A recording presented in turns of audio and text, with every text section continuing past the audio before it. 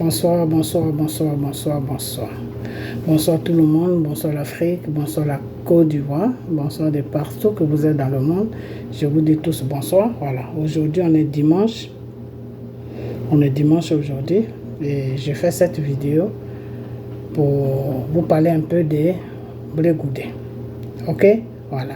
Alors, j'ai essayé de chercher cette interview, mais je ne l'ai pas trouvée. Et vous savez, moi, je n'ai pas trop le temps de fouiller.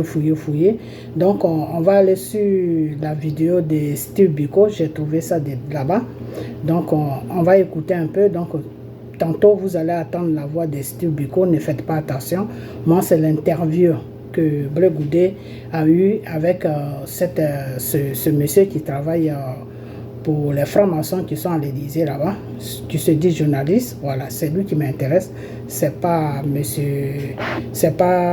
Steve Biko qui m'intéresse. Ok, voilà, donc ne faites pas trop attention si vous attendez la voix de Steve Biko. Mais on va un peu partir sur cette interview. Ok, et puis je vais vous montrer qui est vraiment Blé Goudé, dans quoi Blé Goudé il est. Ok, voilà, donc écoutez bien l'interview et après ça je vais arrêter et puis je vais vous dire pourquoi il y a eu cette interview et puis je vais vous dire aussi dans quoi qu'il est. Ok, voilà, donc c'est parti. Mais vous allez peut-être attendre la voix de Steve Biko. Ne faites pas attention à ça. Moi, c'est l'interview qui m'intéresse. Ok, j'ai essayé de fouiller comme je vous l'ai dit, j'ai pas trouvé et j'ai trouvé ça sur sa vidéo. Donc écoutez bien. Ok, voilà. Et bonjour. Bonjour. Votre entourage annonce que votre retour sera sobre. Or, vous n'avez pas toujours fait dans la sobriété. On se souvient de vos discours enflammés. Est-ce que vous avez changé? C'est toujours dans la parole de Dieu. Sorti de prison, avec toutes ces douleurs, avec toutes ces expériences, j'en ai tiré les leçons et on va dire que j'ai mûri. Et quand le rythme des tam-tams change, il faut changer la manière de danser. J'ai décidé de rentrer dans la sobriété, en respect pour la mémoire de toutes les victimes, sans distinction, de la crise au nom de laquelle j'ai été transféré dans ces pays. C'est ma manière à moi de compatir et je pense qu'ils ont bien de compassion. Alors c'est vrai que pendant la crise meurtrière de 2010-2011, vous avez été l'un des grands orateurs du camp Gbagbo. Qu'est-ce que vous dites aujourd'hui aux familles des 3000 Ivoiriens qui sont morts à cette époque? Il y en a certainement eu plus que ça. J'ai un message pour non seulement les victimes, mais j'ai un message pour la classe politique et les Ivoiriens aussi, que je leur livrerai à partir de l'aéroport dès que je vais fouler donc le sol ivoirien.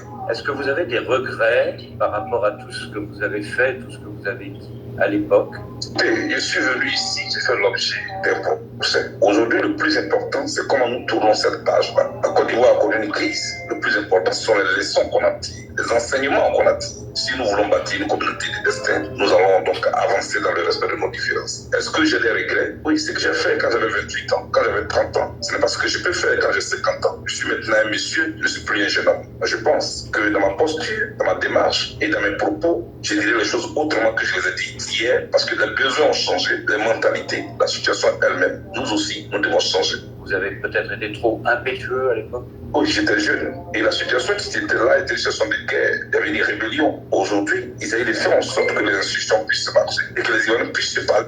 Ok, on va s'arrêter là. On va continuer après. Mais on va s'arrêter là. Ok, voilà.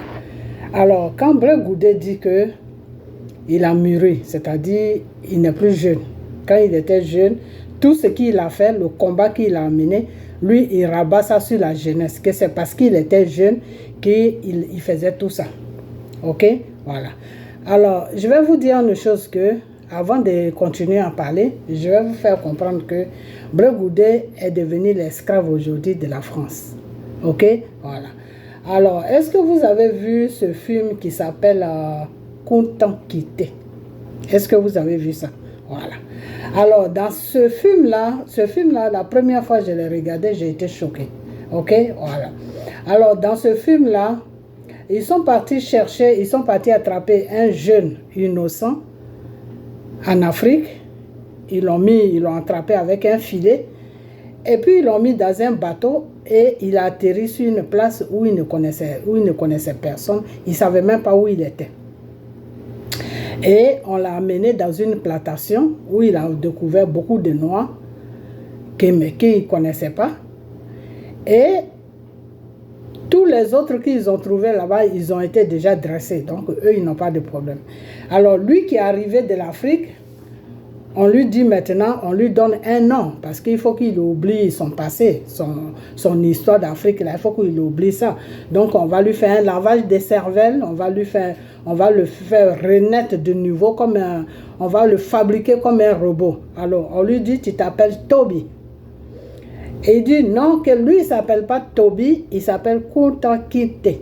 Ça c'est le nom africain. On lui dit non, désormais tu t'appelles Toby. Il dit non.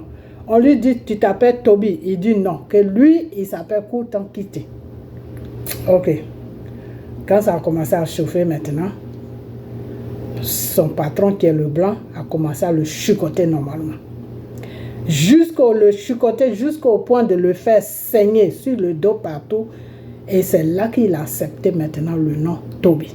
Et ce nom est resté avec lui. Ok, voilà.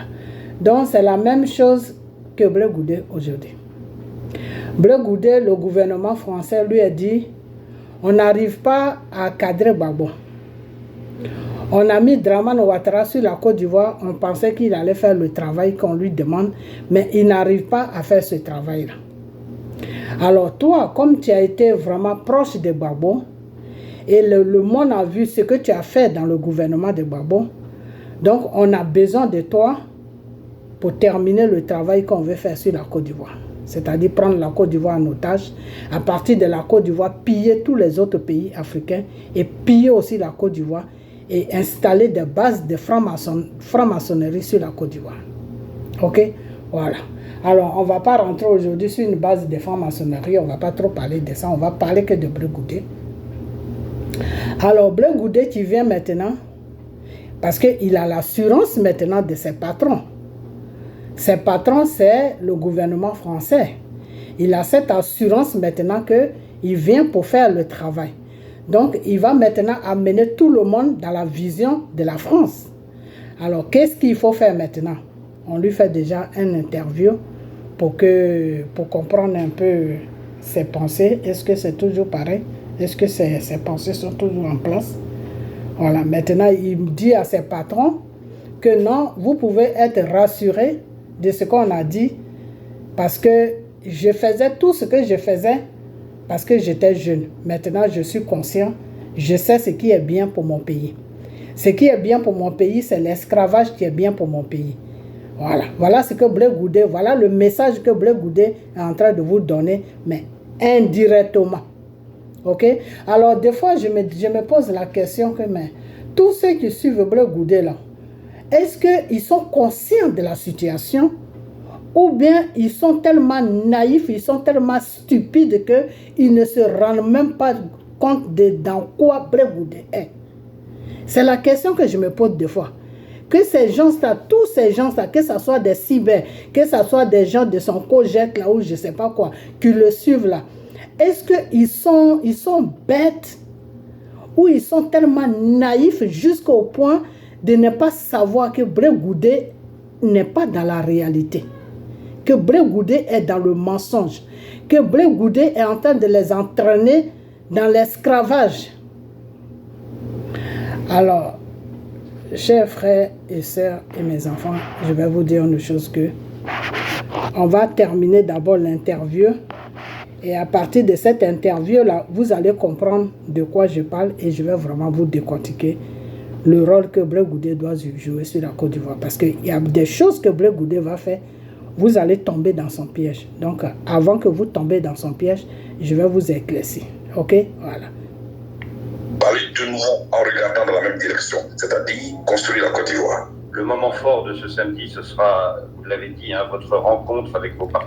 Ok, Blé Goudé parle que le plus important, c'est de construire la Côte d'Ivoire. Mais Blé Goudé ne sait pas ce qu'il dit.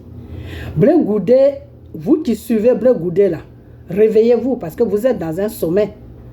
Ok? Réveillez-vous parce que vous êtes dans un sommet. Parce que Blé Goudé est en train de vous amener tout droit dans le mur. Ok? Blé Goudé là, il est en train de vous amener tout droit dans le mur. Est-ce que vous comprenez? Parce que quand Blé Goudé est interviewé par ce espion qui se dit journaliste, quand Blé Goudé est interviewé par lui et que Blé Goudé dit non, que lui, ce qui lui, il veut que la Côte d'Ivoire soit en paix, que la Côte d'Ivoire soit construite. Blé Goudé rencontre n'importe quoi. Blé Goudé, là, il rencontre n'importe quoi. Et j'ai honte des fois quand je parle de lui parce qu'il est de Guibérois. Il est de Guibérois et ça me fait mal au cœur. Ok? Voilà. Mais, quand il faut dire la vérité, il faut dire la vérité. Moi, c'est comme ça que je suis. Ok? Voilà.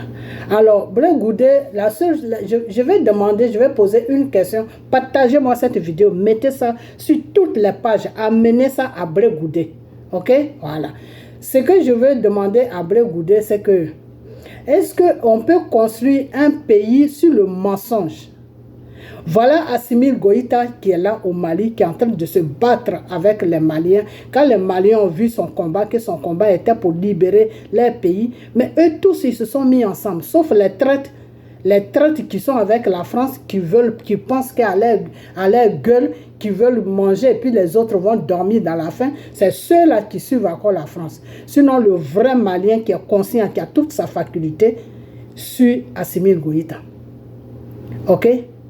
Alors, c'est comme si Assimi Goïta disait que oui, cher Malien, c'est pas grave, et tout ce qui moi m'intéresse, c'est construire le Mali. Mais il ne peut pas dire ça. Parce que pour construire un pays, pour qu'un pays soit construit, pour avoir la tranquillité sur un pays, il faut détruire le mal qui est sur le pays. Si Assimi Goïta se lève, alors qu'entre-temps les djihadistes ont pris tout le Mali en otage, et puis il se lève, il dit non, moi tout ce qui m'intéresse c'est construire le Mali. Mais il est malade.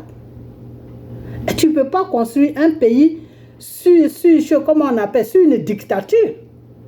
Donc qu'est-ce qu'il fait le monsieur? Et il est béni ce monsieur-là. Qu'est-ce qu'il fait? Eh bien, je vais nettoyer tous ceux-là qui font que le Mali n'est pas tranquille. Je vais tous les nettoyer, donner la paix à la terre malienne. Et une fois que le Mali est tranquille maintenant, on peut construire maintenant notre pays. Voilà comment quelqu'un qui est normal, qui a toutes ses facultés, raisonne. Mais Blé Goudé, j'ai comme l'impression qu'il a perdu ses facultés à la haie. Il n'a pas toutes ses facultés. Parce que quand Blé Goudé, avec la situation qui est sur la Côte d'Ivoire, la France qui a pris la Côte d'Ivoire en otage, le monde entier savent que la France a pris la Côte d'Ivoire en otage. Sauf Blé Goudé seulement qui ne sait pas que la France a pris la Côte d'Ivoire en otage. Voilà un bouffon qui ne sait pas que la France a pris la Côte d'Ivoire en otage. Voilà un marmailleur comme Blé Goudé qui ne sait pas que, partagez-moi la vidéo, que Blé Goudé, un marmailleur comme Blé Goudé qui ne sait pas que la France a pris la Côte d'Ivoire en otage. Et un pays que tu prends en otage, quelle construction tu veux faire sur ce pays-là? Quelle tranquillité tu veux sur ce pays-là? C'est-à-dire, l'armée française, c'est eux qui font la police maintenant sur la Côte d'Ivoire. C'est l'armée française qui fait la police sur la Côte d'Ivoire. C'est-à-dire, aujourd'hui, la Côte d'Ivoire même n'a pas de police nationale. La Côte d'Ivoire n'a pas de police.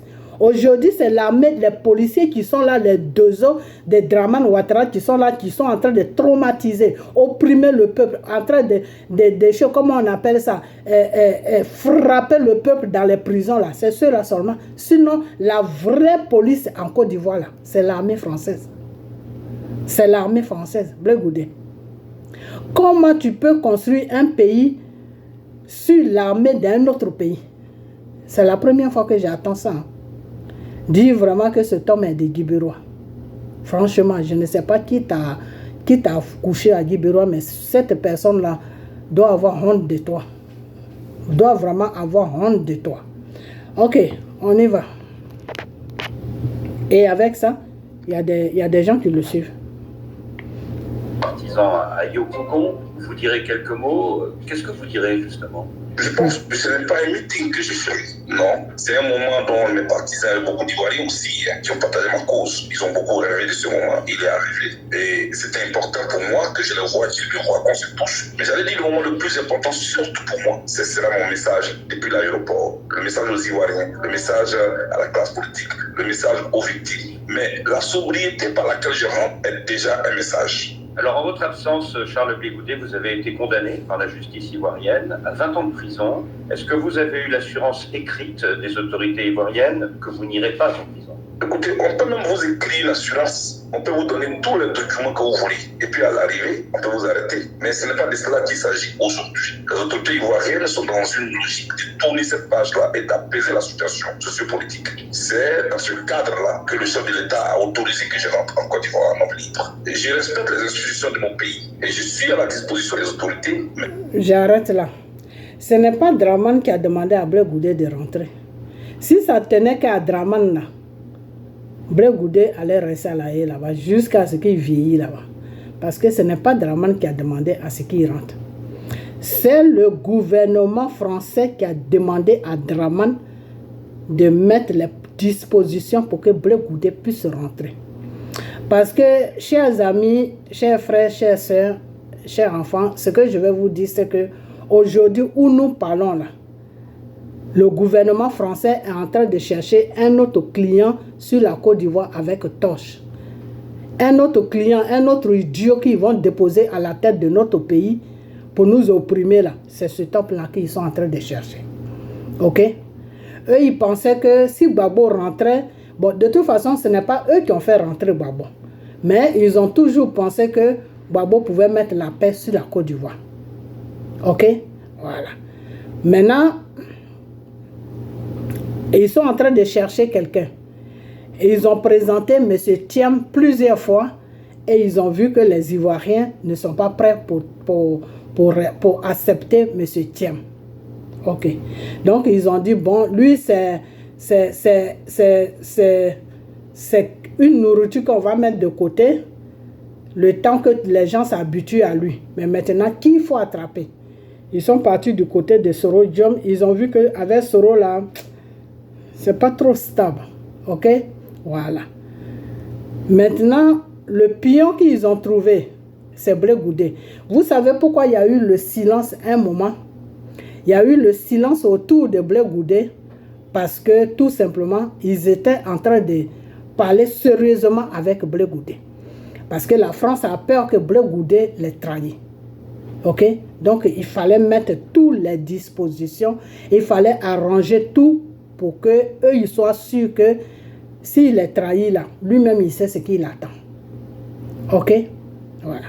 Donc, le problème qui est là, c'est que quand Blé Goudet dit dans ses paroles que oui, toutes les autorités qui sont rentrées ou tous les gens qui sont rentrés, qui ont négocié avec Dramane Ouattara, ce n'est pas Dramane Ouattara qui les a fait rentrer. Par exemple, on prend le cas de Gbagbo. Gbagbo, c'est les Nations Unies et l'ONU. Et son tribunal à La Haye, là où il était là. C'est les trois choses-là, les trois trucs-là qui l'ont fait rentrer. Qui ont trouvé que le monsieur a été agressé sur son pouvoir. Qui ont trouvé que le monsieur était dans une légitime défense. Qui ont trouvé que sans ce monsieur-là, il ne peut jamais y avoir la tranquillité sur la Côte d'Ivoire. Non, quand ils se sont assis, ils se sont dit que non, il faut lui permettre, il faut lui donner toutes les conditions, il faut lui donner toutes les possibilités, plutôt, excusez-moi, pour qu'il puisse rentrer. Et c'est comme ça qu'ils ont appelé Dramane Ouattara pour dire que le monsieur est en train de faire son passeport, donne-lui son passeport, donne lui-même un passeport diplomatique pour qu'il puisse rentrer sur la Côte d'Ivoire. Parce qu'on ne peut plus le garder dehors, en dehors de la Côte d'Ivoire. Ok? Voilà. Donc, Blé Goudet, Gbagbo n'est pas rentré sur l'autre. Quand il y a eu cette décision même, les Français même n'étaient même pas dans ça. Les Français n'étaient même pas dans ça. Ok? Les Nations Unies, l'ONU et la Haye, ils ont enlevé même les Français dans cette histoire pour que Gbagbo rentre. Donc les Français même ne sont même pas concernés quand Gbagbo est rentré. Ok? C'est l'ONU qui a appelé Dramane pour lui dire de donner tout le nécessaire à Gbagbo pour qu'il rentre. Et c'est pour cela que Gbagbo, quand il est rentré, il se promène partout, il dit tout ce qu'il veut parce que Gbagbo les a dit que j'étais tranquille sur mon pouvoir. Vous avez fait vos magouilles, vous êtes venus manœuvrer sur mon pouvoir. Aujourd'hui, la Côte d'Ivoire est dans un désastre total. Donc, quand je vais rentrer là, laissez-moi, je vais essayer de mettre la population en confiance pour que tout le monde puisse être tranquille. Ok? Donc, Blé Goudé, la rentrée de Gbagbo là, ça ne concerne pas tes patrons français. L'esclave, Blé Goudé, ton entrée là ne concerne pas les Français. Les Français n'ont rien à voir dedans. Parce que la magouille pour que Gbagbo parte à la CPI là, c'est la France qui a décidé ça. Ok? Dramane, c'est même pas Dramane qui a décidé. Je vous ai toujours dit que tout ce qui se passe en Côte d'Ivoire là, c'est pas que je défends le monsieur, mais je vous dis la vérité. Tout ce qui se passe en Côte d'Ivoire là, Dramane même n'est même pas dedans. Les gens prennent les décisions et puis ils disent à Dramane, bon, voilà ce que tu dois faire, voilà ce que... Et puis lui, il fait ce qu'il a fait. Ok? Seulement quand il s'agit de mater les gens sur la Côte d'Ivoire, et vous savez même qui a mis cet esprit-là en Dramane, et puis il mate les Ivoiriens aujourd'hui, c'est Soro. Quand ils ont pris le pouvoir, c'est Soro qui a dit à Dramane que ce peuple-là, si tu veux gouverner tranquillement, il faut les mater. Quand tu vas les mater là, tu vas voir qu'ils auront peur et tu vas gouverner tranquillement. Donc, les consignes que Soro a données à Dramane là, c'est sur ces consignes là que Dramane il est toujours. Ok? Malgré que Dramane lui-même il est méchant de nature, mais Soro l'a ouvert les yeux pour dire que quand tu étais premier ministre de Gbagbo là, c'est Gbagbo et ses étudiants là qui te fatiguaient. Mais le peuple ivoirien même, pour que tu gouvernes tranquillement, c'est un peuple qui n'aime pas les problèmes. C'est un peuple qui aime la joie, c'est un peuple qui aime danser, c'est un peuple qui n'aime pas qu'on les traumatise. Quand tu vas commencer à les traumatiser, mais tu vas voir que ce peuple va te laisser tranquille. Voilà les conseils que Soro a donnés à Dramane. Mais aujourd'hui, Soro lui-même, il regrette ça. C'est pour ça que le Seigneur dit que retour à l'envoyeur. C'est-à-dire, les conseils que tu as donnés à Dramane, il a retourné ça sur toi aujourd'hui, Soro. Toi-même, il est en train de te traumatiser gravement. Ok? Voilà. Donc, c'est pour ça qu'il ne faut jamais donner ce genre de conseils à un être humain que Dieu a créé pour lui dire que maltraite ton prochain. Parce que quand il va finir de maltraiter ton prochain, c'est sur toi-même qu'il va arriver. L'être humain est comme ça. L'être humain est incontrôlable. C'est Dieu seul qui peut contrôler l'être humain. L'être humain ne peut pas se contrôler. Ok?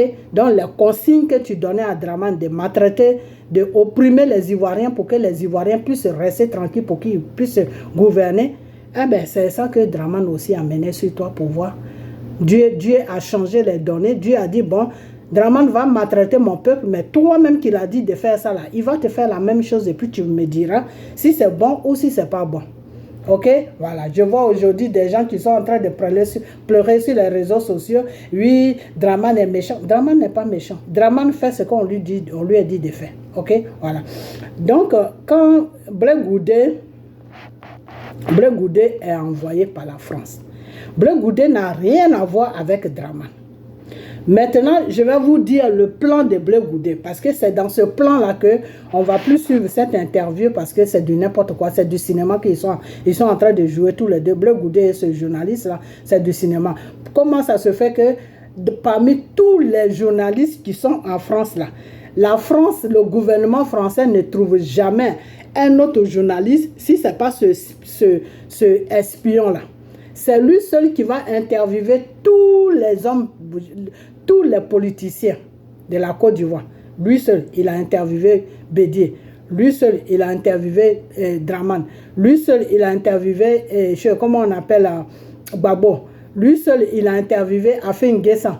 Lui seul, c'est-à-dire, c'est le monsieur, il est partout. C'est leur homme de confiance. Le gouvernement français, là, c'est leur homme de confiance. Ok? Même il y a un qui est avec lui, qui est un peu court, qui a des lunettes. Ils font plus confiance à ce chauve-là qu'à l'autre. Parce que celui-là, lui, ça fait longtemps qu'il est avec eux. Ok? À traumatiser le peuple africain. à venir poser des questions pour savoir les marionnettes qui veulent imposer sur l'Afrique, comment ces marionnettes-là pensent.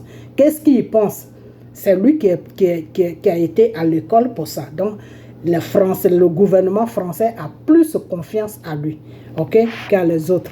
Je vais mettre sa voix, vous allez attendre sa voix et vous allez savoir de qui je parle. Okay? Mais je crois que en rentrant en Côte d'Ivoire, écoutez très bien sa voix, pas la voix de ce traître-là, la voix du journaliste. Tourner la page de la crise ivoirienne.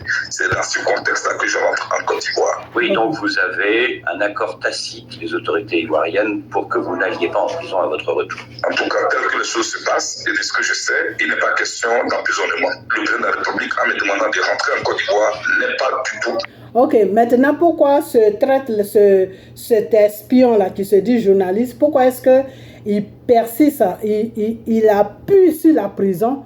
Est-ce que vous savez pourquoi? Parce que c'est le chantage qu'ils ont fait à Blé Goudé. Que si tu ne marches pas comme nous on veut, ben on va dire à notre chien de garde qui est sur la Côte d'Ivoire, notre marionnette qui est sur la Côte d'Ivoire, de te foutre en prison au niveau de la Côte d'Ivoire. Et tu ne sortiras plus de cette prison. Ok? Donc, c'est sur ça qu'ils sont partis. On te met en prison et tu ne sortiras plus. Et c'est pour ça que cet espion qui se dit journaliste, il appuie sur le problème de la prison pour que Blé Goudé sache que s'il fait une bêtise là, s'il est trahi là, mais un matin, Draman va envoyer ses gorilles pour l'attraper, pour le foutre en prison. Donc, Blé Goudé est sur un chantage. Ok? Voilà. Donc, faites attention à lui. Ne le suivez pas. Ne le suivez pas parce qu'en le suivant, vous faites le travail de la France. En le suivant, vous combattez votre propre pays qui est la Côte d'Ivoire. Ok? Voilà. Alors, quand Blé Goudé dit aujourd'hui que oui, le combat pour lequel on s'est battu, il faut que je mette ça pour ne pas que vous dites que je rencontre n'importe quoi. Je vais mettre lui-même ses propres paroles. Je ne sais pas si on a déjà sauté cet épisode. Hein? Si on n'a pas sauté, ça va venir.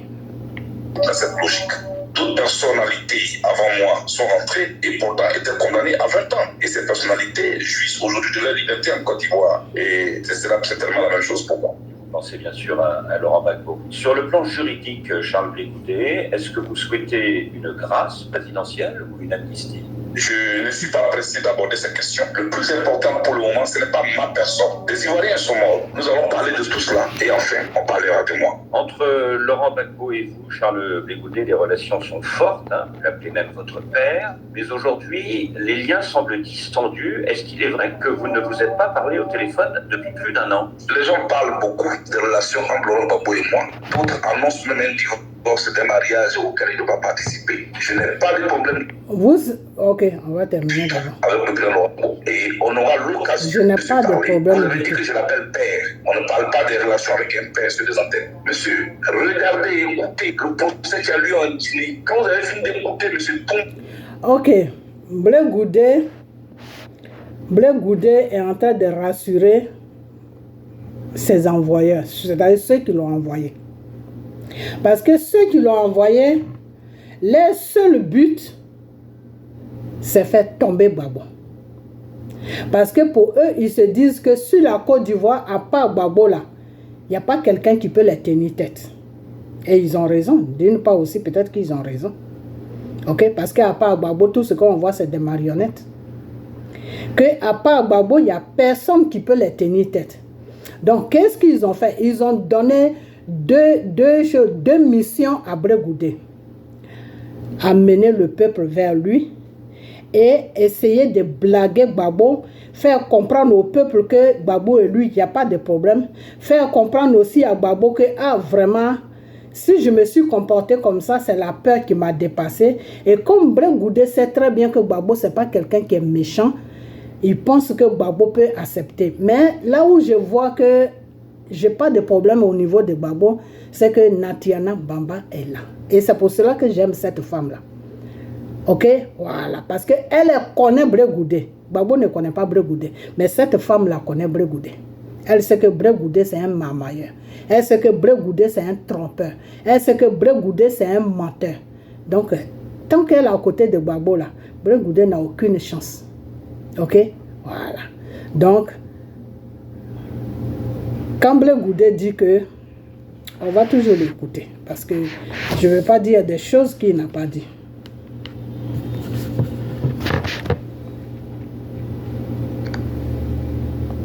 Combat, c'est ce qu'il fait de son ancien patron, et vous mettez cela en parallèle avec la posture de Blé Goudé à la CPI, je pense que les partisans de Laurent Gbagbo devraient simplement me dire merci. Alors justement, ce n'est pas le cas en ce moment, Charles Blé Goudé. Oui, quand Blé Goudé dit que les partisans de Gbagbo doivent lui dire merci, il a raison.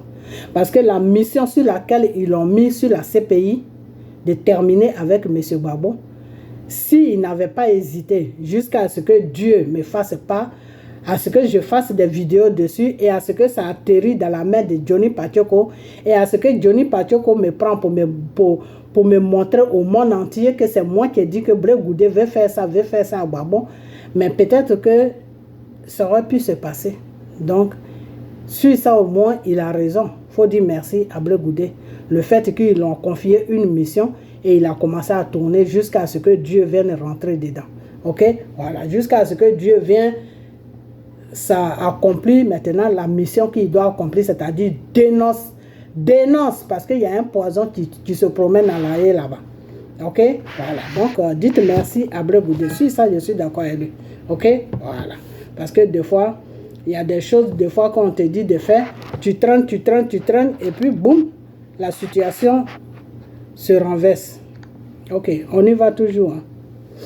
Ils ont plutôt tendance à vous considérer, vous parlez de Touba Diakité, comme un traître depuis que vous avez créé formellement votre parti politique, le COJEP, et que vous avez refusé d'entrer dans celui de Laurent Gbagbo, le PPACI. L'état-major de ce dernier parti affirme que vous êtes un adversaire politique de Laurent Gbagbo. Mais pour moi, tous les partisans du président Laurent Gbagbo, ses collaborateurs et moi, nous avons partagé les douleurs de la crise, les douleurs de l'exil, les douleurs de la prison. Je ne crois pas qu'un parti politique soit au-dessus de ces moments que nous avons partagés. J'aurai le temps de parler avec eux. Moi, je les considère comme mes frères, je les considère comme mes camarades. La Côte d'Ivoire n'a plus besoin de confrontation. Et c'est présent là où on parlera d'amour. Donc vous n'êtes pas... Si je comprends bien ce que Blé Goudé dit la Côte d'Ivoire n'a plus besoin de confrontation. Parce que ses patrons, c'est ce qu'ils ont dit. Que la Côte d'Ivoire, de la façon que ça y est là. Et puis nous, la France, on a pris ça en otage là. Et puis on pille votre pays là. Et puis vous êtes malheureux sur votre pays là. Et quand le pétrole sort, et puis nous on prend 90% là. Et puis vous prenez 10% là. Toutes les matières premières, café, cacao qui doivent partir, il faut que ça soit nous qui vendons ça. Nous on vend ça au prix qu'on veut. Et puis vous, on vous donne des miettes. Et ces miettes là, même si vous ne faites pas attention, on vous donne ça en tant que des crédits. Ok, on vous donne ça comme des crédits. C'est comme si moi j'ai ma banane, je fais ma plantation de bananes et puis je vais voir quelqu'un qui a plus de possibilités de vendre ma banane. Je lui dis mon frère ou ma soeur, tiens, prends ma banane, vends ma banane. Et il finit de vendre ma banane. Il a vendu ma banane à combien? À 100 000. Ok, maintenant, quand je viens maintenant réclamer mon argent, cette soeur ou ce frère-là va me dire, ah, ta banane, j'ai vendu ça à 100 000. Ou bien peut-être qu'il a vendu ça à 200 000. Pour qu'on aille bien sur les calculs, ce que la France fait à la Côte d'Ivoire. Il a vendu ça, cette soeur ou ce frère m'a vendu ma banane à 200 000. Maintenant, elle prend les 100 000, elle met ça à côté de elle. Elle poche les 100 000. Donc, quand moi, je viens vers elle maintenant, elle me fait comprendre que ma banane là que j'ai envoyée, elle a vendu ça à 100 000. Alors que dans la réalité, sur le marché, elle a vendu ma banane à 200 000. Donc, elle a déjà caché 200 000 dans son compte, qui est la Banque mondiale française. Ok? Voilà. Maintenant, les 100 000 qu'elle me dit qu'elle a vendu ma banane, combien elle va me demander de prendre? Elle va me dire, ce n'est pas moi qui va lui dire, c'est pas moi qui va prendre les 100 000 pour lui donner. Hein, non. Elle va me dire, bon, c'est tes 100 000 sont là.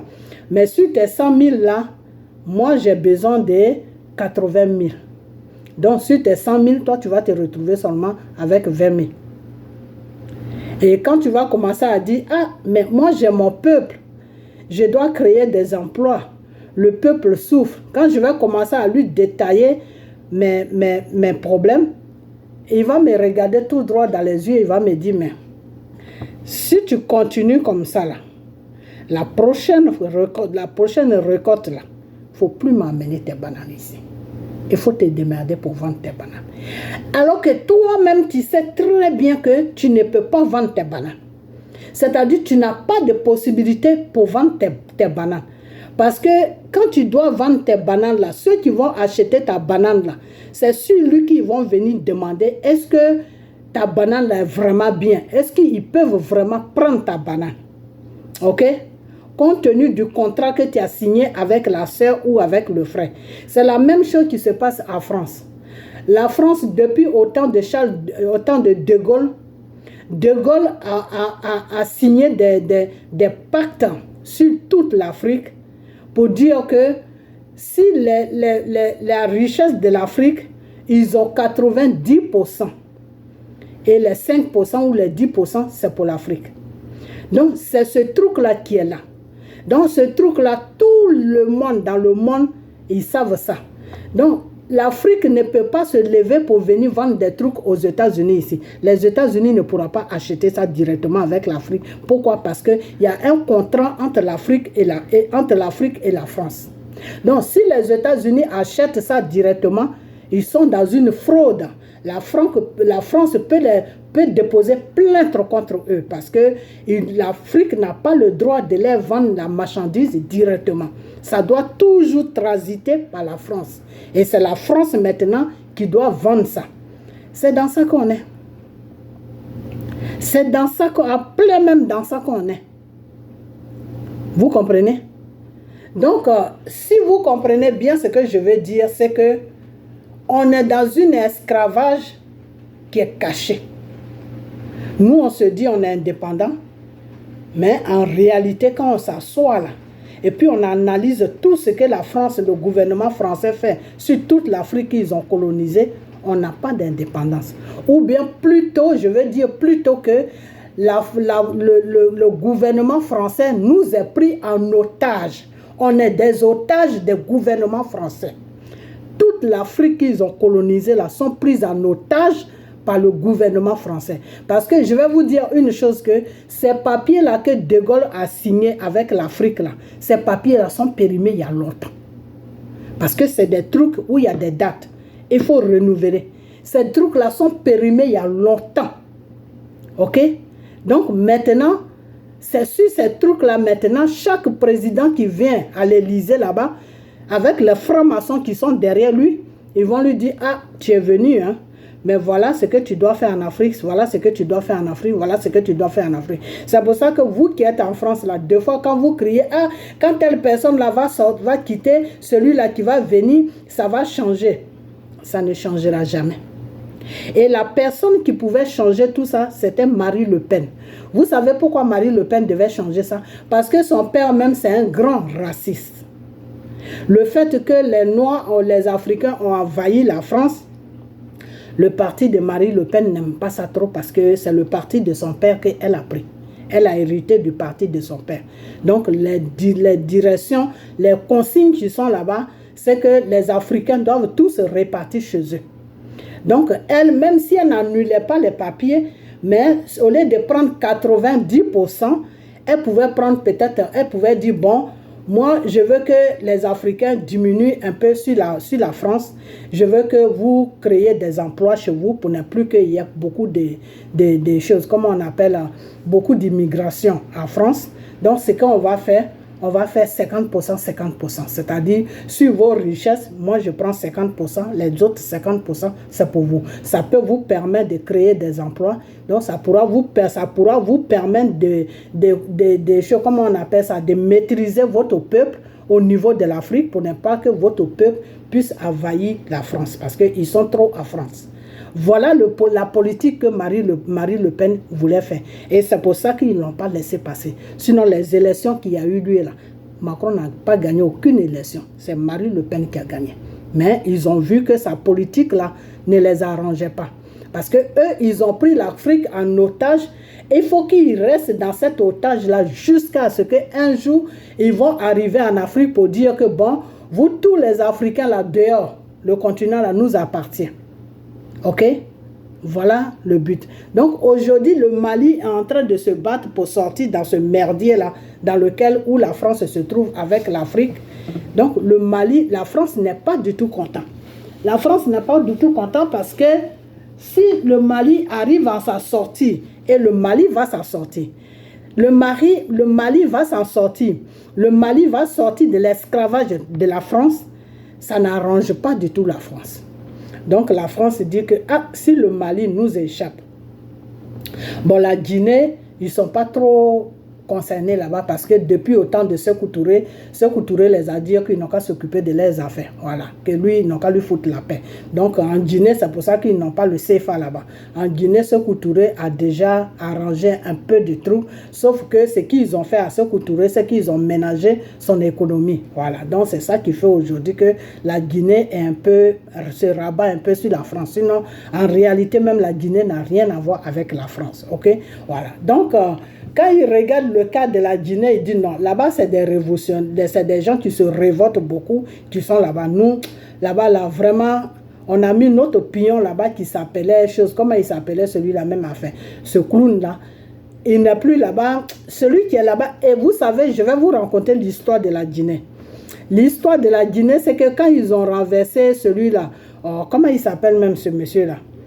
Alpha Condé, quand ils l'ont renversé, vous savez comment ils l'ont renversé? C'est la France qui a renversé Alpha Condé.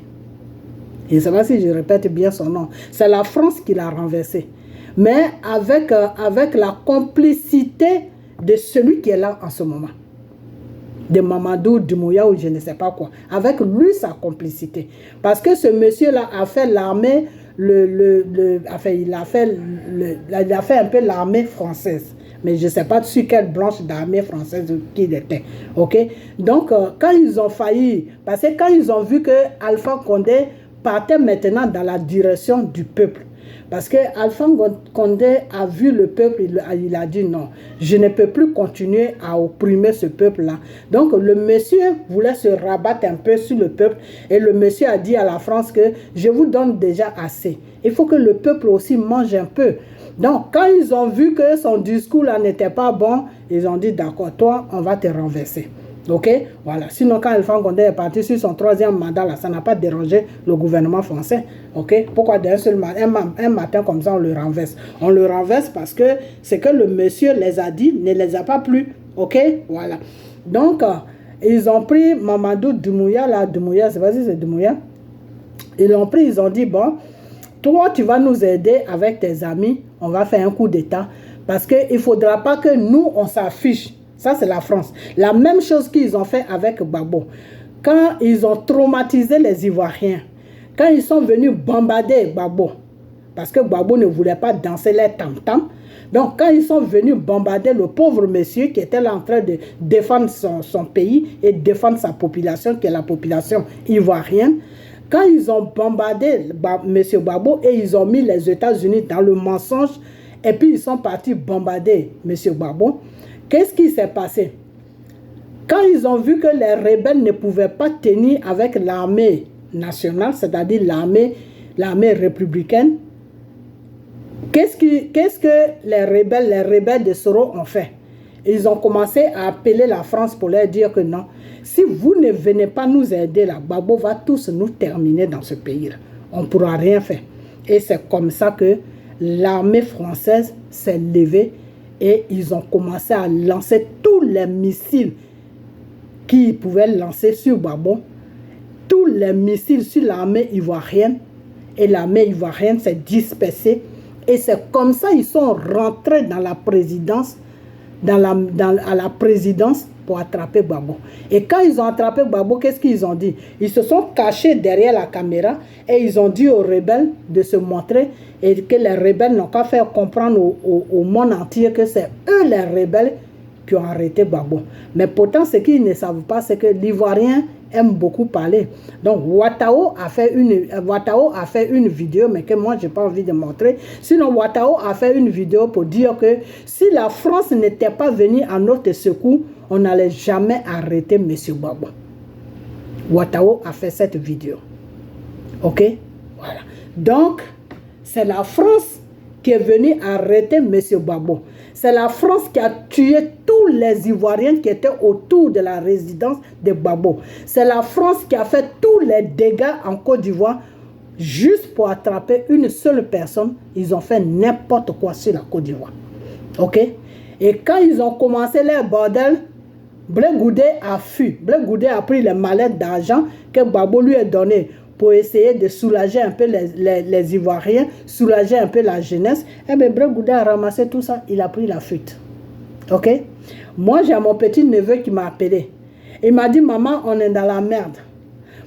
Ils ont arrêté M. Gbagbo, excusez-moi de ce gros mot, mais c'est ce qu'il a dit. Ok? Ils ont arrêté M. Gbagbo et Blé Goudé, on ne sait pas où il est. Blé Goudé a fui pour laisser la jeunesse. Ok?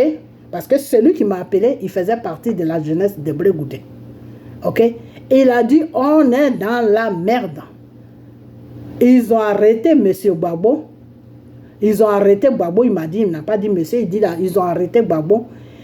Et Blé Goudé, on ne le voit plus, on ne sait pas où il est. Entre-temps, Blé Goudé est parti au Ghana, aller louer une maison là-bas pour sa maîtresse. Ok? Voilà. Blé Goudé et sa femme Solange là, ils sont dans quelque chose qui est dangereux pour la Côte d'Ivoire. Parce que cette femme-là, si elle a un peu d'intelligence, si elle a un peu d'amour pour son pays, qui est la Côte d'Ivoire, elle ferait mieux d'arrêter son mari pour la mission qu'il est venu faire sur la Côte d'Ivoire. Voilà. Ok, donc c'est la même chose qu'ils ont fait en Guinée. C'est eux qui ont attrapé Alpha Condé et ils ont pris l'armée guinéenne qui est celui-là qui est là en ce moment. Et ils ont pris son armée et lui-même ils ont dit mettez-vous devant, faites des déclarations que vous avez fait tomber le gouvernement. Et puis eux ils ont fait ça. Maintenant qu'est-ce qui s'est passé? Ils ont dit à M. Mamadou Doumbouya que tu vas gouverner, tu vas mettre de l'ordre. Parce qu'il ne faut pas que les gens sachent que c'est nous les Français, c'est nous les militaires français par l'ordre du gouvernement français, c'est nous qui avons fait tomber le gouvernement en Guinée. Donc qu'est-ce que tu vas faire? Toi Mamadou Doumbouya, tu vas passer au devant de la danse, tu vas te proclamer niveau président de la transition. Et puis, qu'est-ce qui va se passer quand les esprits vont s'apaiser un peu, c'est-à-dire quand il y aura un peu de calme maintenant, on va te changer, puis nous, on va mettre notre marionnette qu'on veut mettre. Est-ce que vous comprenez? Et ils avaient plus confiance à Mamadou Doumbouya. Pourquoi? Parce qu'il est marié avec une Française. Ok? Voilà. Donc le monsieur a dit, il n'y a pas de problème. Je fais ce que vous m'avez dit de faire. Et le moment venu, si vous me dites de partir, je vais partir. Je vais quitter le pouvoir. Et puis vous pouvez mettre celui que vous voulez. Donc, monsieur Mamadou Doumbouya les a mis en confiance. Donc, le gouvernement français s'est mis en confiance. Et ils ont dit, ok, il n'y a pas de problème. Donc, qu'est-ce qui s'est passé? Au moment où ils ont préparé maintenant les marionnettes pour le déposer sur la Guinée, Mamadou Doumbouya a dit non, là vous avez menti. Moi, je ne bouge pas. Faites ce que vous voulez, mais je ne bouge pas. Et puis là, vous ne pouvez rien faire parce que si vous branchez là, tout le monde va savoir que c'est vous qui avez fait le coup d'État sur la Guinée. C'est dans ça qu'ils sont. Ok? Voilà. C'est dans ça qu'ils sont. Ok, voilà. Donc le coup d'État de la Guinée, c'est la France qui a fait ça. Et ils ont mis ce monsieur Mamadou Doumbouya là devant pour faire comprendre aux Africains, comme eux ils prennent des Africains pour des stupides, pour des bêtes. Et il y a des Africains qui les font comprendre qu'ils sont vraiment bêtes. Donc c'est pour ça que ça continue toujours. Ok, et je dis bravo à Assimi Goïta, le digne fils de l'Afrique, parce qu'il les a dit à ces gouvernements français que je vous emmerde. Aujourd'hui, demain, chaque jour, je vous emmerde. Et ça, c'est un message qu'ils n'ont jamais reçu dans leur vie. Et ce message-là a mis toute la franc-maçonnerie qui est assise à l'Élysée là-bas.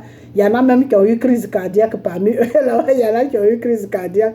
Et on les a pompés jusqu'à ce qu'ils se sont réveillés.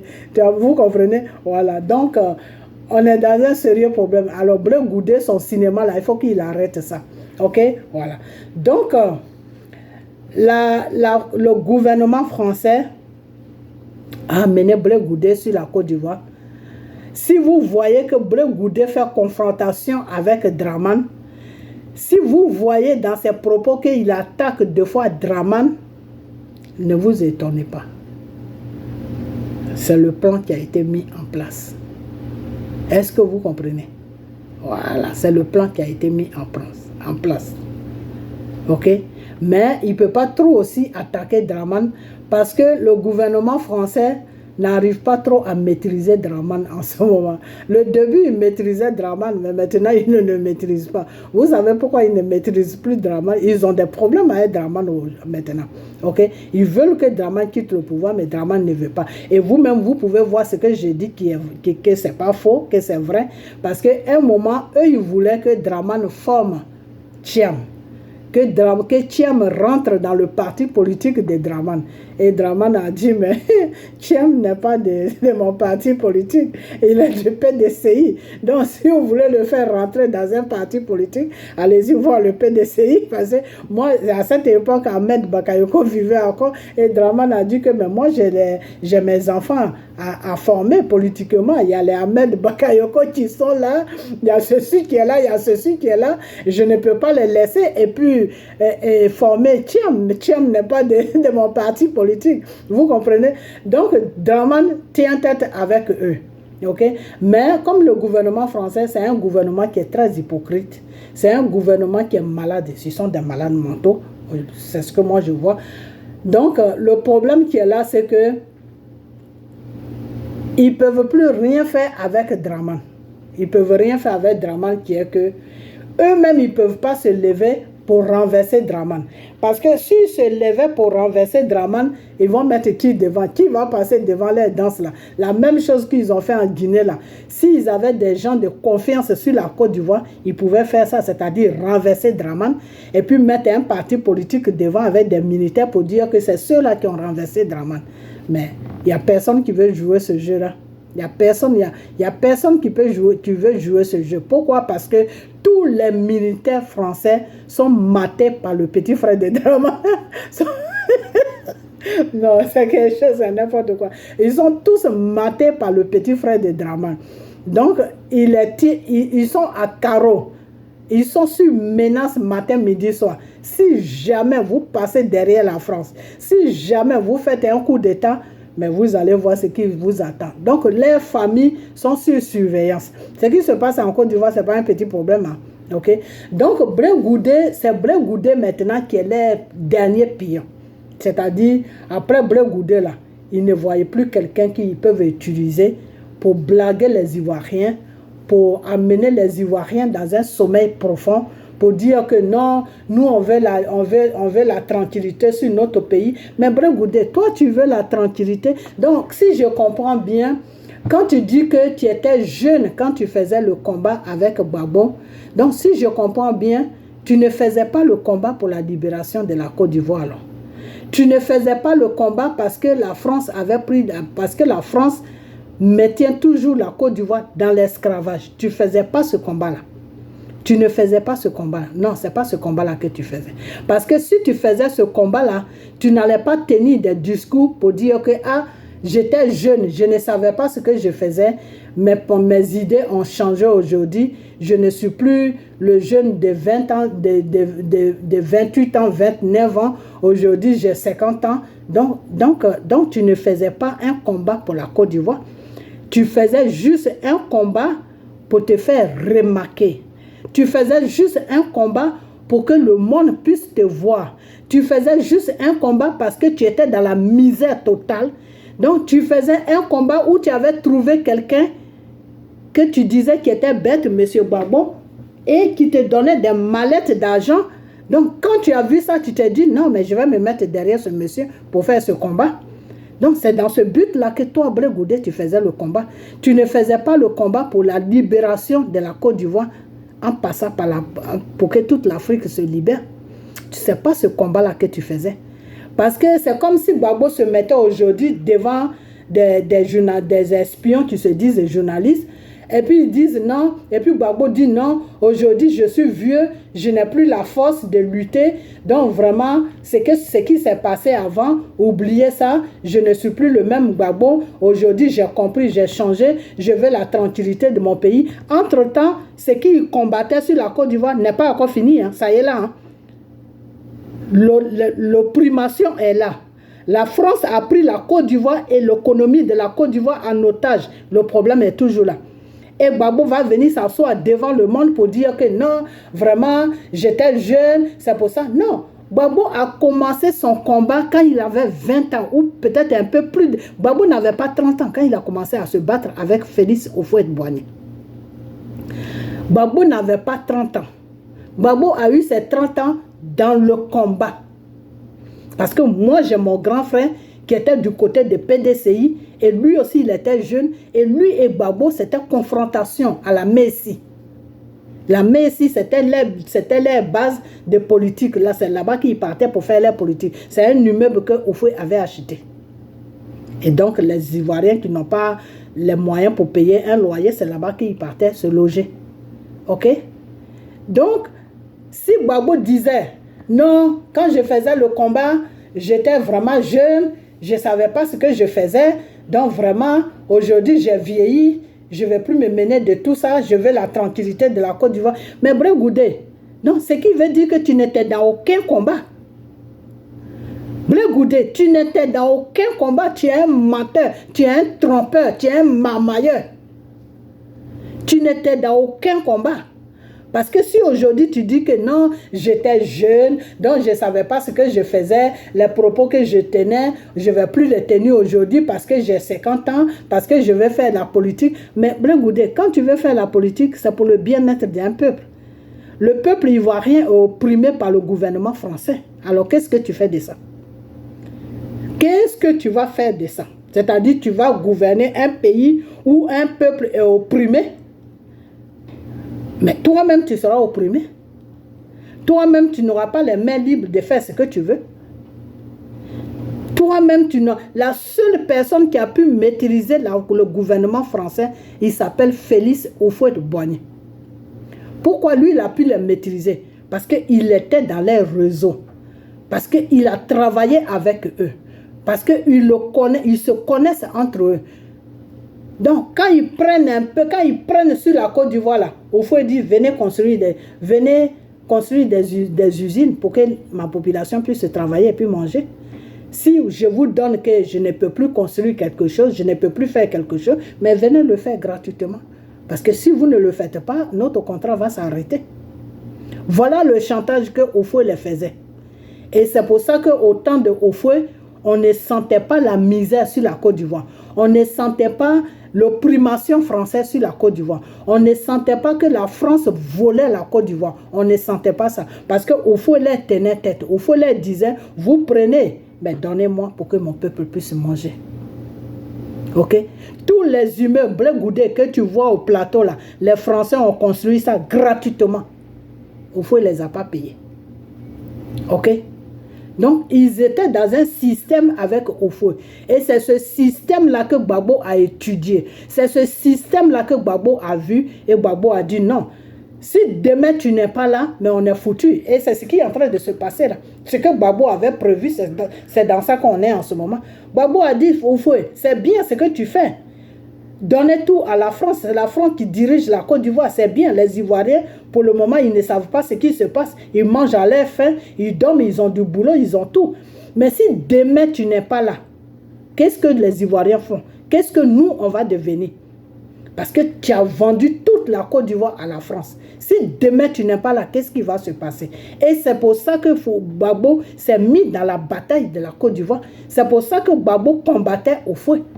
Sinon, Gbagbo ne combattait pas Houphouët parce qu'il n'aimait pas Houphouët. Non, ce n'était pas ça.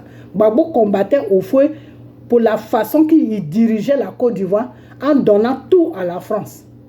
Ok?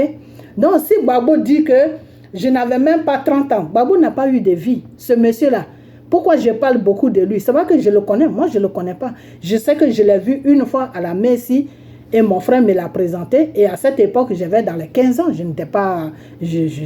Je connaissais rien. Il m'a dit, ah maman, ça va. Et puis bon, lui, il a continué son chemin de politique. Ils étaient en train de se crier dessus. Quand ils commencent leur politique à la main ici, là, on dirait qu'ils vont se battre. Ok? Donc, après ça, moi, je ne le connais pas. Mais si aujourd'hui, je mets ma petite caméra devant moi, puis je parle de Gbagbo, Gbagbo, Gbagbo, et le Seigneur m'envoie ses révélations, et je prie pour lui, je fais tout pour lui. C'est pas parce que je le connais, je ne le connais pas. Mais ce qu'il a traversé là, j'ai vu ça de mes propres yeux. Quand j'étais petite, jusqu'à plus, j'ai grandi avec ça. Ok? J'ai vu que c'est un monsieur qui se battait pour la Côte d'Ivoire, pour le bien-être de la Côte d'Ivoire. C'est un monsieur qui se battait. Il ne se battait pas pour que la France quitte la Côte d'Ivoire, non. Il se battait pour que la France puisse savoir que la Côte d'Ivoire est indépendante. Que tout ce qui doit se passer en Côte d'Ivoire, c'est les Ivoiriens qui doivent décider. Qu'on peut être partenaire avec la France, mais il faut que cette France-là comprenne que il y a aussi des besoins sur la Côte d'Ivoire qui est les Ivoiriens. Ils ont besoin de travailler, ils ont besoin de vivre une vie normale. Ceux qui ne travaillent pas, ils ont besoin d'être payés parce que la Côte d'Ivoire a assez de moyens pour faire tout ça. Alors si la France prend tout ça, si eux ils viennent se ravitailler chez nous, mais comment nous on va vivre? Donc il disait à la France que non, c'est pas que je ne vous aime pas. Parce que si deux fois je dis j'attends que Gbagbo n'aime pas la France. Si la première femme de Gbagbo, elle était française. Son fils, là, c'est un métis. Sa mère est française 100%. Ok? C'est pas que Gbagbo n'aime pas les Français, mais Gbagbo voulait que les choses soient à leur place. La France aux Français, la Côte d'Ivoire aux Ivoiriens. Voilà ce que Gbagbo veut. Vous voulez faire affaire avec nous, vous voulez notre première, les matières premières, mais vous les achetez parce que nous, on a besoin de cet argent pour construire notre pays, pour construire, pour créer des emplois, pour faire tout ce qu'on doit faire. Il y a des enfants qui vont à l'école, quand ils finissent leurs études, ils ont le droit de travailler.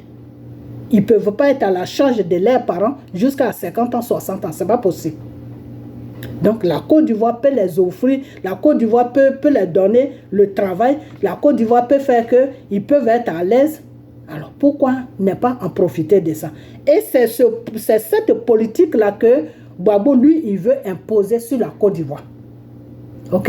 Et les Français disent non, nous, on ne veut pas cette politique-là. Nous, on va manger, et puis, excusez-moi, nous, on va manger, et puis, les miettes qui restent là, c'est pour vous. Donc, si on mange qu'on n'a pas de miettes, ah ben, vous dormez dans la faim. Voilà la politique de la France. Donc, c'est contre ça que Gbagbo a lutté jusqu'à il a vieilli dedans aujourd'hui. Qu'est-ce que ce monsieur qui s'appelle Gbagbo n'a pas subi? De la Côte d'Ivoire, quand les Français l'ont arrêté, puis ils l'ont donné aux rebelles, quand ils sont partis le mettre en prison à Korogo là-bas, ils ont commencé à lui donner du poison jusqu'à Salahe.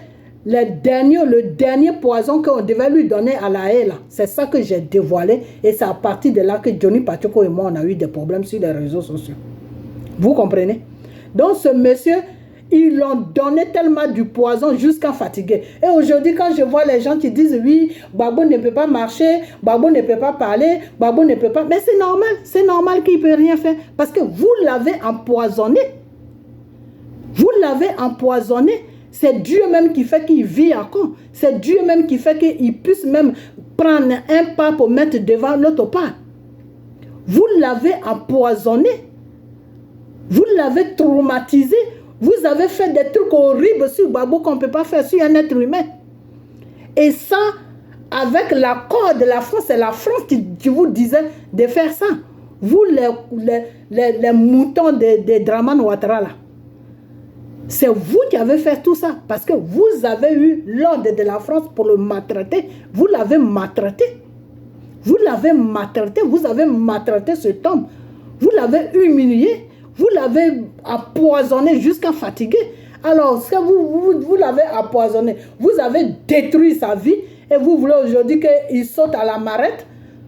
Soron a placalé d'homme, il va commencer à sauter. Mais vous êtes malade ou quoi? Vous êtes malade? Dramane, il saute aujourd'hui. Pourquoi? Parce que Dramane n'a jamais mangé de poison. Le contraire, c'est lui que la France dit de poisonner ses amis et puis il le fait. Dramane n'a jamais été empoisonné. Sa maladie qu'il a là, il sait quelle maladie il a. Lui-même, il le sait, ce n'est pas à moi de le dire. Dramane sait que Gbagbo qui n'arrive pas à marcher, qui a été empoisonné dans tous les sens là, au moins, il a un cœur qui est normal. Il a un cœur que Dieu a mis en lui et il marche avec ça. Votre Dramane là, vous savez avec quoi il marche? N'importe quoi. Quand vous insultez Gbagbo là, réfléchissez un peu. Parce qu'il y a des gens sur la terre qui marchent avec des piles. Ok? Voilà, Gbagbo ne marche pas avec piles. Voilà, c'est ce que je voulais vous dire. Maintenant, on revient et tout ce que vous avez fait à Gbagbo, c'est le gouvernement français, le criminel de Nicolas Sarkozy avec ses francs-maçons, ces vieux francs-maçons là, qui ne veulent pas mourir, qui sont là à traumatiser l'Afrique là. C'est eux qui ont dit à ce criminel de Nicolas Sarkozy de vous mandater d'empoisonner M. Gbagbo. Ok? Vous l'avez empoisonné dans tous les sens. Le monsieur n'est pas mort parce que Dieu ne veut pas qu'il meure. C'est tout. C'est Dieu qui le tient. Ok? Vous avez pris une femme pour aller déposer la femme dans sa vie. Dire que oui, il a deuxième. Jusqu'à c'est les journalistes français même qui disent ah, Gbagbo est parti chez sa deuxième femme. Regarde-moi des inconscients comme ça. Aujourd'hui, la France va reconnaître deuxième femme. La France même qui a voté des lois pour dire que quand tu es marié avec une femme et que tu la trompes, cette femme-là peut demander divorce et tout ce qui te revient de droit, elle peut prendre ça. Même quand tu es marié avec une femme et que ta femme sait où se trouve ta maîtresse, ta femme peut frapper ta maîtresse, elle peut même blesser ta maîtresse, il n'y a rien. Parce qu'elle allait voler le mari de quelqu'un. Donc c'est les conséquences qu'elle doit subir. Ce n'est pas vous les Français qui avez voté cette loi-là et vous avez imposé cette loi en Afrique. Alors aujourd'hui, Gbagbo est marié avec Simone que vous avez pris aussi en otage, qui ne sait même pas où elle est aujourd'hui. Ok, politique qu'elle faisait là, elle a complètement oublié ça. Vous l'avez pris en otage, cette femme. Ok. Et maintenant, cette femme est mariée légalement avec Gbagbo. Vous avez pris une autre femme en croyant que le travail que vous avez fait depuis Korogo, là, cette femme va terminer ça. Parce que vous ne comprenez plus comment ça se fait que le monsieur subit tout ce qu'un être humain peut pas vivre et puis il est toujours en vie. Donc, amenez-le chez cette femme. La femme va terminer ce que nous, on a commencé. De la Côte d'Ivoire jusqu'à La Haye, jusqu'à c'est parti à Bruxelles, c'est-à-dire en Belgique, chez la femme. Et quand la femme, j'ai commencé à lancer des vidéos, tout le monde a commencé à lancer des vidéos de poisonnement, de ceci, de cela. Elle a regardé à gauche, elle a regardé à droite, elle a dit non, votre travail que vous avez commencé sur la Côte d'Ivoire, là, c'est pas sur moi que ça va terminer. Parce que je connais ce peuple-là, si cet homme-là meurt dans ma maison ici, je suis foutu. Donc c'est comme ça que cette femme a reculé. Et aujourd'hui, elle a pris le bon chemin. Et vous avez encore remis ciel et terre, vous la France, vous avez encore remis ciel et terre, aller toucher Stéphane Kipré, qui est marié avec sa fille, pour dire que tu vas être à côté de lui, tu vas le mettre en confiance, tu vas lui faire ça. En retour, nous, on te promet le pouvoir. C'est dans ça que vous êtes. Donc, vous voyez que les dénonciations commencent à venir sur Stéphane Kipré. Donc, il faut préparer Blé Goudé pour l'amener, pour que Blé Goudé aussi joue son petit numéro, son cinéma. Et les Ivoiriens qui ne comprennent rien, qui n'ont jamais rien compris, qui sont innocents, qui sont dans un autre monde, ceux-là vont suivre Blé Goudé. Donc, chers Ivoiriens, je vais vous dire une chose que Blé Goudé n'est pas rentré sur l'ordre de Dramane. Blé Goudé est rentré sur l'ordre de la France. Ok? Voilà. C'est pour cela que Dramane n'a pas annulé son mandat d'arrêt qu'il a mis sur lui. Ok? Voilà. Parce que tel que nous tous on connaît Dramane, si c'était lui-même qui était en jeu et que c'est lui-même qui disait à Blé Goudé de rentrer, il y a longtemps il allait annuler le mandat d'arrêt. Mais c'est parce que c'est la France qui lui force la main que Blé Goudé doit rentrer. Parce que Blé Goudé rentre sur une mission. Blé Goudé rentre pour mettre les Ivoiriens en confiance. Blé Goudé rentre pour anéantir M. Gbagbo. Blé Goudé rentre pour vous faire comprendre qu'il vient pour mettre la paix. Je ne sais pas quelle paix il veut mettre. Donc, Blé Goudé, si je comprends bien, c'est-à-dire tout ce combat qu'il a fait à côté de M. Gbagbo, c'était un faux combat. Blé Goudé était dans le mensonge. Parce que tu ne peux pas dire que tu as fait un combat et aujourd'hui tu vas dire que non, je regrette, j'étais jeune, c'est parce que j'étais jeune que j'ai fait ça. Alors si M. Gbagbo disait, c'est sûr ça j'étais et puis j'ai sauté, c'est pour ça que je reviens dessus. Si M. Gbagbo disait non, tout le combat que j'ai fait avec Houphouët jusqu'à maintenant et la France de Mitterrand m'a proposé des milliards pour que qu'il puisse passer par moi pour renverser M. Félix Houphouët-Boigny. Parce que sur Gbagbo, quand Gbagbo était en palabre avec Houphouët, pour tout ce que je vous ai dit là, la France de Mitterrand, au moment où Mitterrand était au pouvoir, la France de Mitterrand là, voulait se servir de M. Gbagbo pour renverser M. Félix Houphouët-Boigny. La même chose qu'ils ont fait à Doumbouya et puis ils ont renversé Alpha Condé là. Ils voulaient faire ça avec M. Gbagbo. Et c'est là que M. Gbagbo les a dit que non. Moi, je vous combats. Moi, je n'ai pas de problème avec M.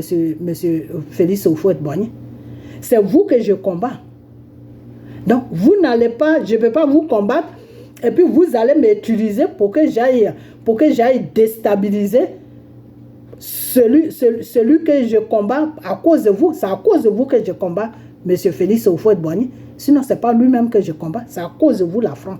Pour ce que vous faites sur mon pays, là. C'est ça que je n'aime pas. Changez votre politique. OK? Donc, quand Gbagbo a commencé à raisonner comme ça, c'est là qu'il y a quelqu'un qui était dans le gouvernement français, qui était un pion de Félix Houphouët-Boigny. Est-ce que vous comprenez? Un blanc qui était dans le gouvernement de Mitterrand, mais en même temps, il est dans le gouvernement de Mitterrand, mais en même temps, il est un pion pour Houphouët. C'est-à-dire, il est payé chaque fin du mois par Houphouët pour lui rendre des comptes de tout ce que les gens là décident à l'Élysée là-bas. OK? Et c'est ce monsieur-là qui a appelé M. Houphouët pour lui dire que fais attention à ton petit là qui se promène ici parce que la France est en train comment on appelle ça, de négocier avec lui pour venir te renverser. Donc, si tu es malin là, il faut l'appeler à côté de toi là. Et c'est à partir de là que Félix Houphouët-Boigny est sorti et il a fait chose, comment on appelle ça, je crois que ma vidéo va bientôt s'arrêter, je vais bientôt m'arrêter. Il a fait une annonce pour dire que est-ce que l'oiseau peut se fâcher contre l'arbre? C'est-à-dire l'oiseau là, tu vas tourner en rond jusqu'à ta maison là, c'est l'arbre. Tu ne peux pas te fâcher avec l'arbre. C'est là que Houphouët a sorti, c'est là que Houphouët a dit ça. Et il a dit à Gbagbo, il faut rentrer. On va s'asseoir pour parler. OK? Donc, si Gbagbo disait aujourd'hui que non, vraiment, tout ce combat que j'ai mené là, j'ai vu que j'étais jeune, tout, mais ça voulait tout simplement dire que Gbagbo n'était dans aucun combat. Gbagbo n'était dans aucun combat. Ça fait 56 ans que Gbagbo mène son combat. Vous les Ivoiriens. Gbagbo a donné sa vie pour vous. Aujourd'hui, là, le traître qui s'appelle Blé Goudé qui est rentré là, si vous le suivez là, mais vous allez voir ce qui va se passer. Si c'est pour suivre Blé Goudé là, mais laissez Dramane Ouattara tranquille. Parce que le travail que Blé Goudé va faire sur votre pays là, c'est le même travail que Dramane fait. C'est-à-dire piller pour donner à la France. Donc, des fois, je ne vous comprends pas. Je ne sais pas, c'est quelle politique que vous faites sur la Côte d'Ivoire. Voyez, voilà le pays Mali. Mali que tout le monde méprisait. Mali que tout le monde disait, ah, mais les Maliens, là, ils n'ont rien. C'est des sauvages, ceci, cela. Aujourd'hui, Mali est en train de faire baver la France aujourd'hui. OK? Et vous, les Ivoiriens, vous ne pouvez même pas faire cela. C'est une honte. C'est une honte. Vous sautez de leader à leader. Vous cherchez les leaders. Monsieur Gbagbo qui s'est battu pour vous depuis 56 ans. Depuis sa jeunesse. Il s'est battu pour vous et il est toujours en train de se battre pour vous. Ils l'ont fait n'importe quoi. C'est-à-dire ce qu'ils ont fait à monsieur Gbagbo là. S'ils font la moitié à Blé Goudé là. Mais c'est fini. Blé Goudé ne va même pas... Il va être traumatisé à vie. OK? Le monsieur a donné toute sa vie pour vous, les Ivoiriens. Aujourd'hui, c'est comme ça que vous le traitez à cause de Blé Goudé. C'est comme ça que vous le traitez aujourd'hui à cause de je ne sais quoi. Ressaisissez-vous. Hein. On dit le vrai bonheur, là. on le perd, on le regrette lorsque on l'a perdu. Le temps que Gbagbo est sur votre pays, là, entourez-le. Et ça fait même que non seulement le poison qu'ils l'ont donné est en train de le faire vieillir rapidement, mais les soucis que vous lui donnez, tout ce qu'il attend de vous, la méchanceté qu'il attend de vous, quand il pense à ça, il n'arrive pas à dormir. Vous êtes très méchant, vous le peuple ivoirien. Vous êtes très très méchant. Et c'est pour cela que Dieu m'a dit que c'est vous-même qui devez prier pour qu'il puisse libérer votre pays. Ok? Vous-même, vous devez prier pour que Dieu puisse libérer votre pays. Ok? Quand vous avez lancé votre appel des sociétés civiles ou je ne sais quoi là, je vous ai dit, si vous sortez de la façon que vous avez l'habitude de sortir là, Draman va vous mater. Parce que Draman n'est pas là pour rigoler avec vous. Parce qu'il a un problème avec la France. Donc si jamais il vous laisse là, la militaire français là vont profiter sur vous pour le faire tomber. Ok? Parce qu'ils veulent le faire tomber, mais ils ne savent pas comment le faire tomber. Donc, si vous créez un bangba, eux, ils peuvent profiter dans ça et puis le faire tomber. Donc, Draman, là où il est là, il n'est même pas prêt à vos bêtises là. Donc, restez dans vos maisons et priez. Sinon, vous sortez. Quand vous sortez là, il faut que Draman même vous voie. Et puis, lui-même, il prend sa valise et puis il prend la fuite. Il n'y a que comme ça que vous pouvez gagner votre combat. Mais si c'est pour sortir 10, 20, 40, 50, 200, 300, restez chez vous et priez. Ok? Mais le niveau de traite que la France a amené, qui s'appelle Blé Goudé, là, ne le suivez pas. Si vous suivez Blé Goudé, là, vous allez tout droit à l'Élysée. C'est-à-dire, raison pour laquelle vos amis sont morts. Raison pour laquelle toute la Côte d'Ivoire, ils ont tué tous les Ivoiriens, là. Ça sera pour rien, zéro. Donc, moi, je me demande aujourd'hui, Blé Goudé, c'est un vrai criminel. Blé Goudé doit répondre à la justice de Dieu. Blé Goudé, tu vas répondre à la justice de Dieu parce que tu es un criminel. Parce que tu ne vas pas faire tout ton bordel que tu as fait sur la Côte d'Ivoire et ils ont tué des milliers d'Ivoiriens. Aujourd'hui, tu vas venir pour rencontrer ta misère de vie, dire que non, tout ce que j'ai fait, j'étais jeune, j'étais ceci, j'étais cela. Voilà votre coup en quitté. Toby, chicoté. Tu t'appelles Toby, non, je m'appelle Kunta Kité, chicoté. Tu t'appelles Toby, non, je m'appelle Kunta Kité, chicoté. À la fin, là, il a accepté le nom Kunta Kité. Donc, voilà le deuxième Kunta Kité de Toby, qui est sur la Côte d'Ivoire, qui s'appelle Blé Goudé, Bapin. Ok? Voilà. Ça, il s'appelle maintenant Kunta Kité. Quand je dis Kunta Kité, là, sachez que je parle de Blé Goudé. Son deuxième nom, c'est Toby. Ok? C'est Blé Goudé. L'esclavage, à plein comme ça, devant vous. Lui, il a accepté l'esclavage jusqu'à il n'y a pas son reste. C'est-à-dire, il a dit, la France que le Mali est en train de cracher dessus, là. La France que le Mali est en train d'envoyer chier aller-retour, là. Lui, c'est devant la France. Oui, monsieur. Oui, monsieur, je vais aller faire votre travail. Non, mais ça, c'est quand j'étais jeune. Non, maintenant, j'ai pris conscience. Non, je ne ferai plus rien. Non, je vais essayer de mobiliser les Ivoiriens. Non, je vais essayer de mettre la paix sur la Côte d'Ivoire. Non, je vais essayer... Blé Goudé. Nous, les Ivoiriens, on dit que la France, là, doit en foutre la paix sur notre pays. On n'est plus en otage par la France et ils ont mis Draman Ouattara au devant pour que nous on sache que c'est Draman Ouattara qui nous a pris en otage. Mais ce n'est pas Draman Ouattara. Draman Ouattara lui-même il est pris en otage. La France là doit nous foutre la paix. C'est de ça qu'on parle, Blé Goudé. Le combat que le Mali est en train de faire là, vous les Ivoiriens là, vous devez bientôt faire ce combat là. Parce que ce combat-là même est désigné à vous, vous les Ivoiriens. Vous n'avez pas honte. Hein. Vous êtes une honte en Afrique de l'Ouest. C'est vous, quand c'est pour faire la grande gueule, là, vous êtes des garçons. Voilà les Maliens qui sont en train de se battre avec la France.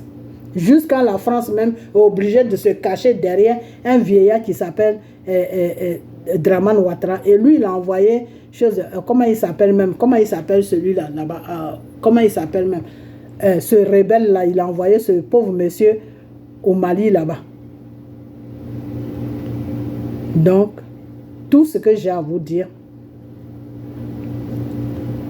c'est que Blé Goudé n'est dans aucun combat. Blé Goudé reconnaît le tort qu'il a causé à la France. Blé Goudé demande pardon à la France d'avoir suivi le combat de Gbagbo. Mais je vais dire une chose à Blé Goudé, que Blé Goudé, vraiment, tu vas recevoir la justice de Dieu. Parce que tu as gâté complètement le combat de Gbagbo. S'il y a quelqu'un qui a gâté le combat de Gbagbo, il s'appelle Blé Goudé. Blé Goudé, tu as gâté le combat. Monsieur Kontankite Tobi, tu as gâté le combat de Monsieur Gbagbo. Monsieur Gbagbo, son combat qu'il a fait, c'est un combat qui est digne. C'est un combat où tous les Africains qui sont dignes d'être Africains se retrouvent. Mais toi, Blé Goudé, aujourd'hui, tu es venu, tu as gâté le combat du monsieur. Le combat du monsieur est devenu un combat de slip et de caleçon. Le combat du monsieur est devenu un combat de n'importe quoi aujourd'hui. Jusqu'à aujourd'hui, maintenant, tu négocies maintenant avec les Français. Oui, je vais être président. Toi, tu vas être président de qui? Tu vas être président de qui? Tu vas être une marionnette des Français. Tu vont te déposer là, tu vas piller la Côte d'Ivoire pour les donner. Voilà le rôle que tu vas jouer sur la Côte d'Ivoire. Jusqu'à ce qu'un matin, Dieu te frappe. Parce que Dieu va te frapper. Ça, il faut dormir avec ça, il faut te réveiller avec ça. Le Seigneur va te frapper. Parce que tu es venu ménager le combat de son fils Gbagbo. Donc, le Seigneur va te frapper. Et pour tous ceux qui sont morts là, aujourd'hui, c'est comme ça que tu les remercies. Et tu sors de l'avion, tu commences à embrasser la terre. Mais tu n'as pas honte. Mais tu es un homme de cinéma. Tu joues la comédie. Tu joues vraiment la comédie. Donc, je vais m'arrêter là. Mais je n'ai pas encore fini avec lui. Je n'ai pas encore fini avec lui parce que Guibérois, c'est un petit village. Et Guibérois ne mérite pas ça. Le traite de la Côte d'Ivoire ne doit pas sortir de Guibérois. Aujourd'hui, tous les gens de l'Ouest sont des traites. Je ne comprends pas ce continent-là. Tous les gens de l'Ouest sont devenus des traites. Et tout ça, c'est pourquoi? Pour l'argent. C'est tout, hein? Sinon, ce n'est pas autre chose. Ils ont perdu leur dignité à cause de l'argent. Les Johnny Pachoko, les Gouza, les Asso, toutes ces personnes-là, ils sont de l'Ouest. C'est une honte. Et ils croient que c'est à Gbagbo qu'ils font du mal. D'une part, ce n'est pas qu'ils ont fait du mal à Gbagbo. Ils ont gâté le combat du monsieur. Le combat du monsieur ne se voit plus. C'est comme si le monsieur avait sacrifié sa vie dans le vide. Et ça, vous allez le payer devant Dieu. Parce que quand quelqu'un ne parle pas, c'est Dieu qui fait son pas là. Donc comme Gbagbo ne parle pas, vous le dégradez, vous l'insultez, vous partez faire des négociations avec la France derrière lui. Vous faites n'importe quoi. Mais il ne parle pas, il est là, il vous regarde seulement. Mais c'est Dieu qui va faire son pas là. Et c'est ce que le Seigneur te dit. Confie-moi tes ennemis. Confie-moi tes ennemis. Donc Gbagbo là, je vais prier pour lui. Tous ces ennemis là, je vais confier ça à Dieu. Et Dieu va régler votre problème. Un à un. Un à un. Ok? Voilà. Donc je vais m'arrêter là. Donc sachez que Blé Goudé n'est sur aucun combat. Blé Goudé, c'est un gros traître qui est venu nous embrouiller. Ok, voilà. Donc, vous les Ivoiriens, levez-vous pour arracher votre pays dans la main du gouvernement français. Parce qu'aujourd'hui, le Mali est en train d'arracher leur pays dans la main du gouvernement français. Donc, faites la même chose. Ok, voilà. Donc, c'est tout ce que j'avais à dire. Ok, donc, prenez soin de vous. Vous tous qui suivez Blé Goudé, là, avec le temps, vous allez comprendre dans quoi il est. Ok, voilà. Bye bye.